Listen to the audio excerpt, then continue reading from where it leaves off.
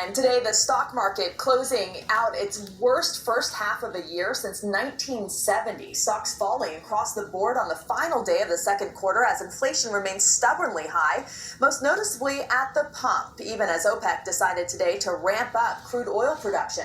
Joining me now to discuss the state of the current economy is Dan Mercado, finance professor at the University of San Diego. Thanks so much for taking the time for us. Stocks again way down today. The U.S. consumer spending falling for the first time this year. Obviously, traders think the economy may be buckling. Do you agree?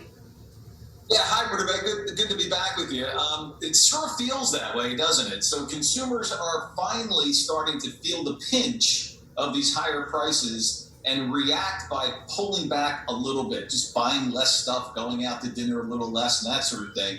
And as you said, that the fear is that spirals into a recession, right? The economy starts to shrink. Folks lose their jobs, at least some folks lose their jobs, and that's not good for anyone. So that's kind of where the market is right now, a little bit spooked by the fact that inflation's high, interest rates are going up, and the consumer is finally pushing her purse strings back a little bit. And tech stocks in particular, they're having their worst year ever. What happens next? How does the tech industry affect the entire market?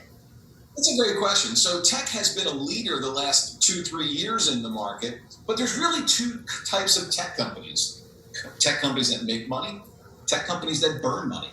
So funnily enough, investors are finally waking up saying, gee, I think we want to put our money into companies, stocks, that actually are going to make some money in this environment. So it's not unusual, Rudabeh, that we see this rotation perhaps out of some of the tech names and into some more companies that actually make some money. And I want to talk to you about a key inflation